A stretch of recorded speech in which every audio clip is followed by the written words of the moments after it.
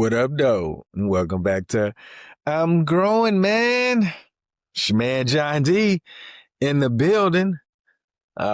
Today's episode is probably gonna have a little more emotion than probably lack of emotion because I've already had enough of it just thinking about it. But I wanted to share an experience that I went through today.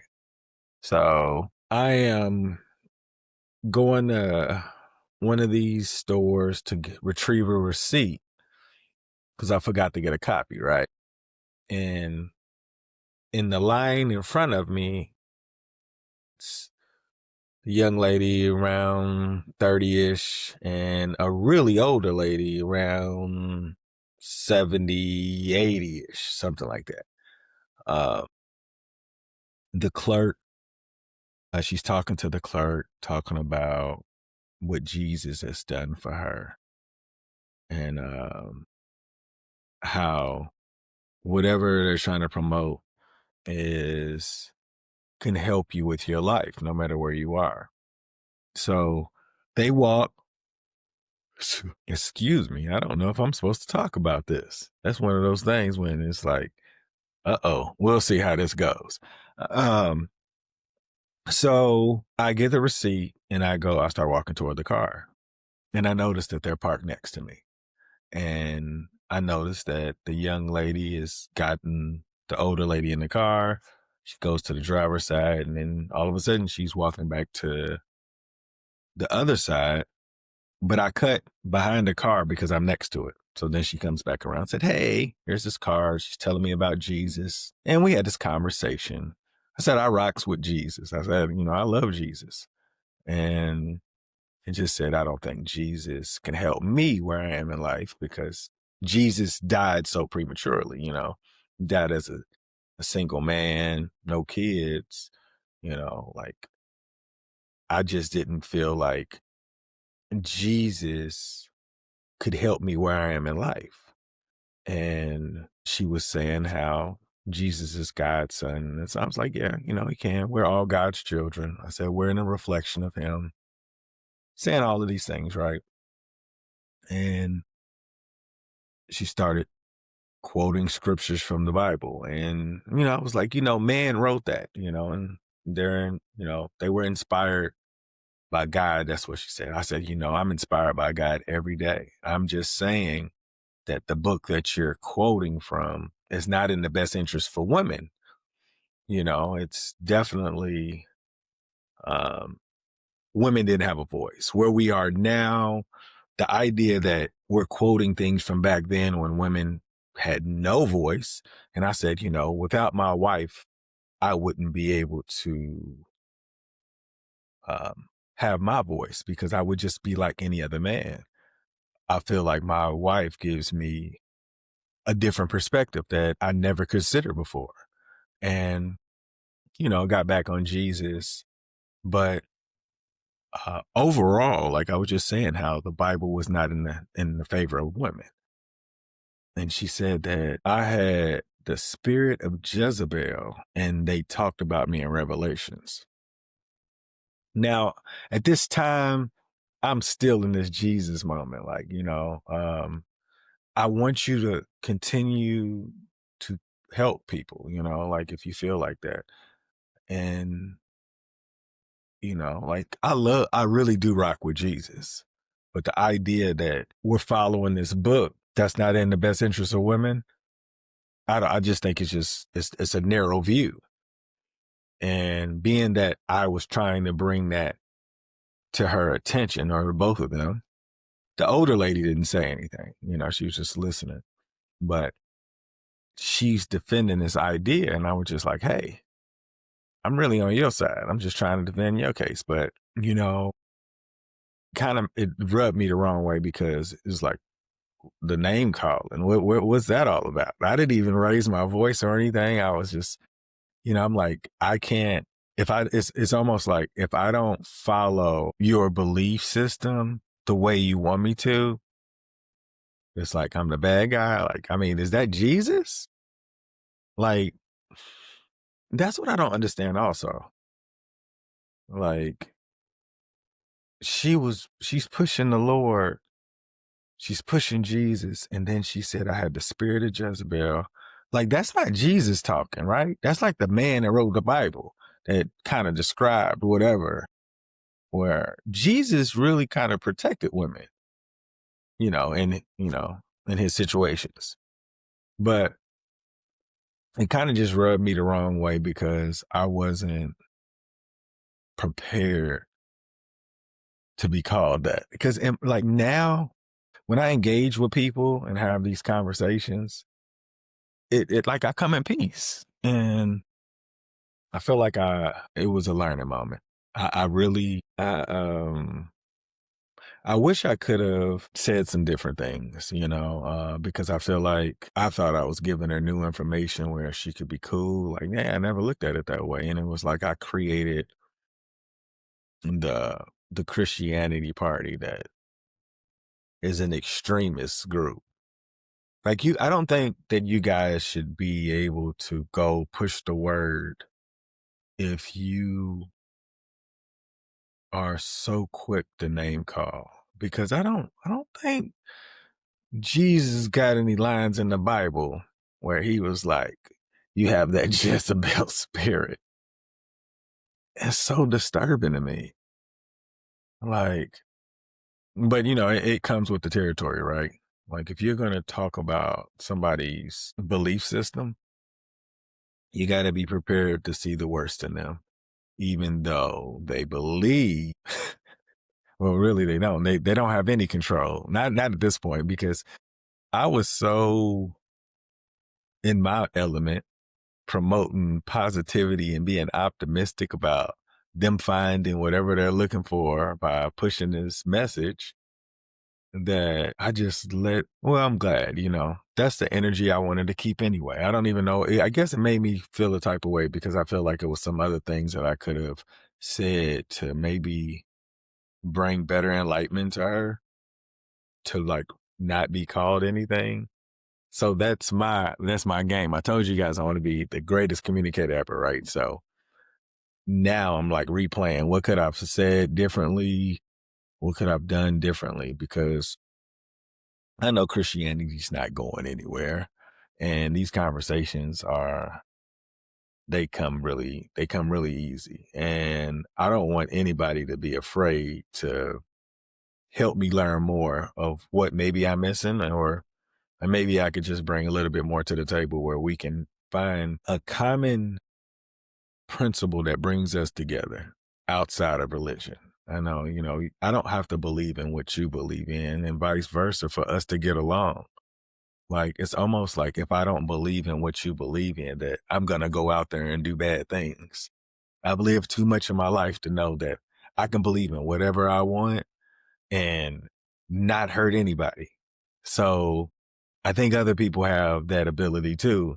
And I think that people really believe that that if you don't practice a particular way, that bad things can happen to you. I think bad things will happen to anybody if they're not protected. And I don't think uh, any book, um, I don't even think God, because God puts us here to figure it out, right? So God will protect those who work for themselves. And when you're little and you're a kid, your parents are supposed to protect you. And until we get that therapy we need so we can understand why we grew up the way we grew up, I think it's really difficult to hold on to any other belief system. And I don't think that a particular religion is going to stop you from doing bad things. Like, you have to believe you're important enough to not do the bad things before you think that any specific information is going to make you stop. Because sometimes we're just products of the circumstance we grew up in and the way that we thought. And until we realize we don't have to think like that anymore, we'll probably keep doing the same thing we've been doing. This whole episode hopefully was all about how this woman made me feel when I was trying to protect a woman. Like, I really do feel like we're in this situation in life because we keep believing that man knows something. And until women have the voice when they're not compromised, it's going to be hard to believe it's important. So I'll keep working on communication, and I'll keep like finding ways to at least give a perspective where somebody say, "Oh, I didn't look at it that way. That's different." And the point is, if you can look at it in more than one viewpoint, you're more likely to make better decisions in your life. But if you only look at it from your view, you'll lose a lot. And I don't want anybody to lose anything, but I want people to be heard. I want people to be received. And I think the only way we can do that is if we do it on purpose. Like, we literally have to work on the way that we communicate with each other. You know, these Christians that came to me didn't like how I was walking it. Now, you know what's so crazy? She tried to tell me, she's like, because I said, I respect everybody. She said, I remember when I used to respect everybody too. She said that. I was like, wow. But now the more and more I realize how important this episode, it was more so just me having therapy with you guys, letting you know that sometimes you got to talk things out, and I realized that this is what I told a coworker, a colleague recently. Like, if you knew the other person's circumstance, you would understand. But since you don't, you like to assume the worst, thinking that you're in the worst circumstance. But if you really knew the truth, you'd be nicer. And a lot of times we aren't nice to others because we feel like we don't have to be. But if you ever choose to be nice as a way of life, you would be happier. And, they say people take advantage of nice people. Maybe so, but a nice person is not going to become a bad person. They're nice. Like, you can get compromised and not do the nicest things or not do nice things all the time, but it changes you as a person. Just imagine if you were really a nice person, it wouldn't matter. You're going to do what's in the best interest of everybody, not just yourself. And being compromised at a young age will make you make bad decisions as you move through life. Like, why did that happen to me? What lesson did you get out of it? Everybody has a story to tell. And I tell you, if you want to tell your story, you would at least like to be a nice person. So think about all of the villains in life. Like, I don't think Hitler would be satisfied with his story. I know he wish he could have made some different decisions. I think anybody who loses wish they were on the right side of history. And it was like, why did I have to make these bad decisions? You're only good as the people you speak with. And if you don't have the right people around you, how do you know you're making the best decisions? Like, especially if you don't talk to anybody about the decisions you're making. I have become a great decision maker when my wife became a part of like me making decisions. Like, and when I say that, I mean, she may see it in a way where I may not see it. So if I bring things to her, she can be like, okay, yeah, I can see what you're doing. Or I'd be like, yeah, I can see it, but did you look at it this way? Like, she's automatically trying to make me win, right? So I'm making her put on this hat. And I realize when you have a partner, you can ask for some feedback and they want you to win. It can't do anything but get better because you can't see it from their eyes. They have to describe it. They have to put that work in. And if you have a really good relationship, you'd be like, oh. But if you're a poor communicator and you don't know who you're talking to, you could offend the person that you think you're supposed to be with. And it's crazy how life works. From the spirit of Jezebel to misunderstanding a message that's supposed to help people. Like, the way she spoke to me, you would have swore that I was talking bad about Jesus. I wasn't. I rocks with Jesus on everything I love. I love Jesus. You know, I shout him out a lot of times throughout my life and like even today, like throughout like my day to day. I try my best to show love because I understand why people fight for him. But people don't realize they could be just like Jesus if they made the better decision. I don't know. Like it's almost like I remember growing up, like you can't be Jesus like, you can't be perfect. You can't. Okay. But you can try to be. You can attempt every single day to make better decisions. And I think that would be the goal. Like if you really intentionally made better decisions, I think the world would automatically get better. But if you're compromised as a child, it's going to take something really within you to find it when you're an adult because some people grow up in really tough places. That's why I was talking about earlier. Like, if you understand where somebody's coming from, you can empathize, you can come up with all other kind of reasons on why you want this person to understand that. But you have to be open to being wrong. If you're pushing a message that's supposed to bring people together and show love and be kind, when you don't hear something you like, you can't act like you don't practice that. And then, you say, I'm not perfect. Well, that has nothing to do with being perfect. That has everything to do with being mean. Like, why are you mean? Like, maybe that's mean by calling somebody mean. But I know I didn't call anybody any names today, and I got called a name. And, I was talking to somebody I talk to quite often now, and they were like, being called a Jezebel is just somebody who doesn't believe that the system that they practice is like you can't go against the system.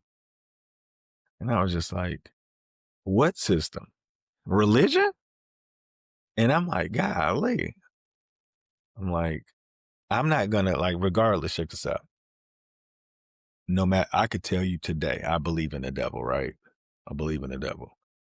I'm not gonna go out and start doing devil-like things. Like, I don't know. I don't know what people are looking for when they hurt people or have they been hurt and they haven't healed and they're returning the favor and the pain from whatever they say trauma goes through generations. So why aren't these people a part of it that's doing these really nasty things? So there's so many things we have to consider. Like I said, if you knew why they did it, you'd be like, but we don't. So we automatically put people in boxes. And when you put people in boxes, you create this barrier where we feel like we can't understand or we don't know how to communicate where somebody be like, oh, I wish I would have known that, but you can't know it unless you attempt to learn how to communicate better. So all of you Bible thumpers, it was a joke.